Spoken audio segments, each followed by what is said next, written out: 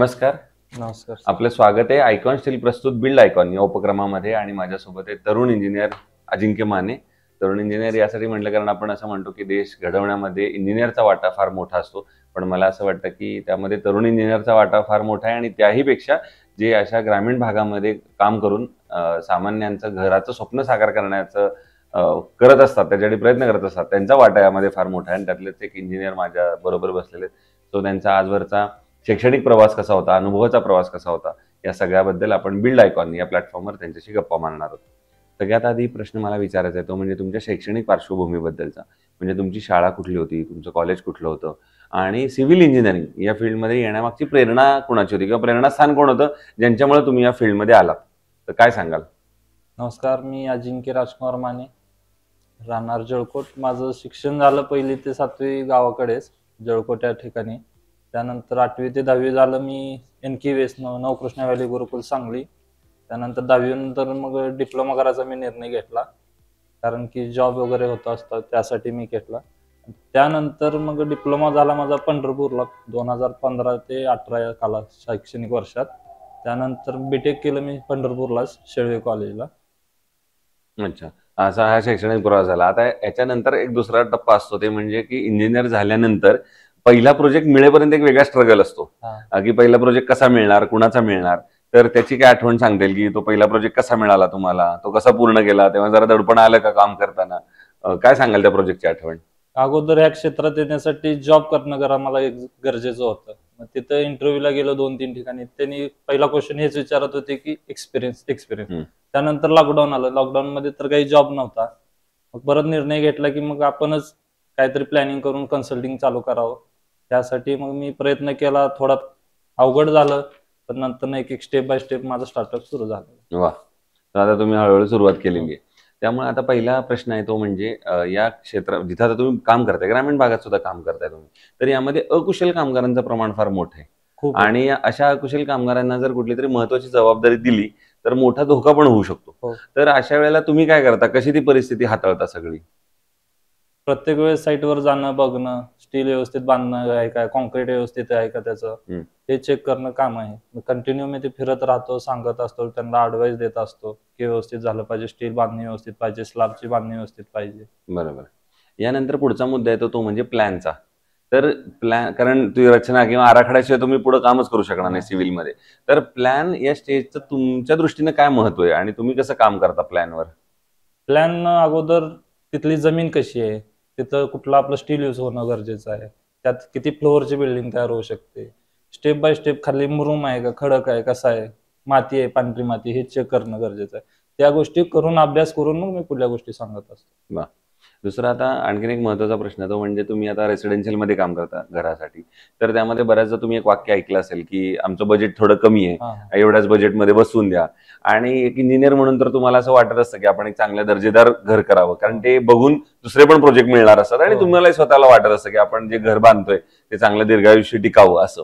तर अशा वेळेला ते बजेट आणि क्वालिटी या दोन्हीचा समतोल मग तुम्ही कसा साधता अशा वेळेला? आता रेट मटेरियल आपल्याला कमी मध्ये पण कुठलं भेटणार नाही, कमी रेट मध्ये घेतलं तर ती क्वालिटी आपल्याला भेटणार नाही. त्यापेक्षा आपण त्या कस्टमरला व्यवस्थित समजावून सांगतो, त्या आहे ते जेवढं आपल्याला कमी करता मध्ये येईल त्या ह्याच्यात करतो, त्याप्रमाणे करतं. आता पुढचा प्रश्न एक थोडा वेगळा आहे, तो म्हणजे तुम्ही मूळचे इथले आहेत, लहानापासून मोठे इथं झालेले आहेत, आता इंजिनियर आहात आणि काम करताय. भविष्यात तुम्ही शासकीय संस्थांसाठी सुद्धा आता काम करणार आहे, त्यांचे प्रोजेक्ट्सही घेणार आहे. तर एक प्रश्न असा आहे की तुमचं एक विकासाचं विजन एक इंजिनियर म्हणून असं जर विचारलं तर भविष्यात तुम्हाला काय वाटतं की या सोलापूर जिल्ह्याचा जर आपल्याला एक विकास करायचा असेल तर एक इंजिनियर म्हणून कुठल्या क्षेत्रांवर आता काम केलं गेलं पाहिजे तर आपल्याला सोलापूरला, पुण्या, मुंबई सारखा आपण या जिल्ह्याला पुढे नेऊ शकू? तर तुम्हाला काय वाटतं अशी कुठली क्षेत्र आहेत, सेक्टर आहेत ज्याच्यावर आता काम झालं पाहिजे?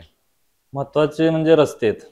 रस्ते झाल्यानंतर परत आपल्याला IT कंपनी सोलापूरला येणं गरजेचं आहे. मग तिथल्या बिल्डिंग वगैरे आपल्याला मोठ्या कराव्या लागणार आहेत. ह्या गोष्टी करणं आपल्याला सोलापूरच्या दृष्टीनं गरजेचं आहे. त्या बात आहे. अतिशय महत्वाचा प्रश्न तुम्ही मांडलात या ठिकाणी. पण आता जेव्हा IT कंपन्या इथे यायला पाहिजेत, त्याच्यासाठी रस्ते यायला पाहिजेत, तर मग शासनानं काय पावलं उचलली पाहिजेत जेणेकरून इथे चांगल्या IT कंपनीज येतील, चांगले रस्ते इथं होतील?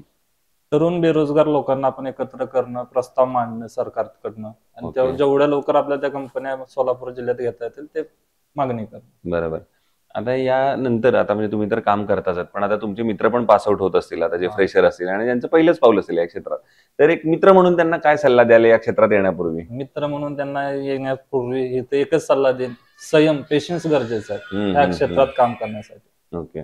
तर तो पेशन्स सगळ्यात जास्त महत्वाचा आहे. दुसरा असा प्रश्न आहे की जेव्हा तुम्ही कन्स्ट्रक्शनसाठी स्टील निवडता, तेव्हा काय साधारणपणे पॅरामीटर बघता आणि मग ठरवता की हे स्टील चांगलं आहे आणि हे वापरलं पाहिजे? PMT कोणते, बी व्यवस्थित जे आता म्हणजे फ्लोअरच्या याच्या डिपेंड आहे ते गोष्ट. Okay, okay.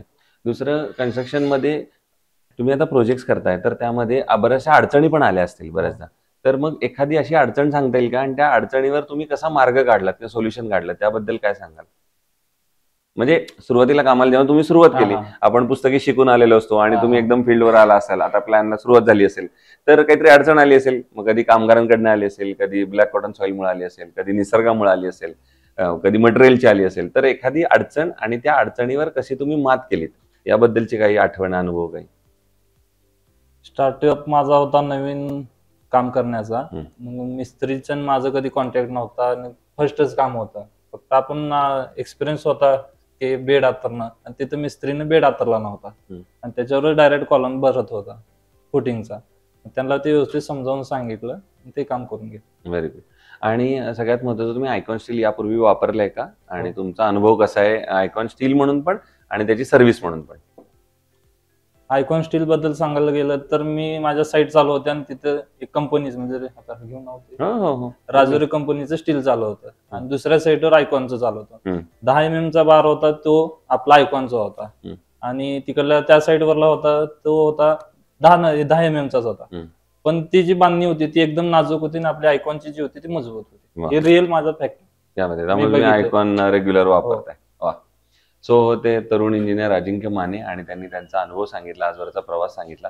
भविष्यात सुद्धा अशाच आयकॉनिक प्रोजेक्टची निर्मिती तुमच्या हातून घडावी, कारण आता तर पहिलीच स्टेप आहे माझ्यावरती तुमची या क्षेत्रातली. भविष्यात असे चांगले चांगले आयकॉनिक प्रोजेक्ट तुमच्या हातून घडावेत याच आयकॉन स्टील तर्फे मनपूर्वक शुभेच्छा. थँक्यू.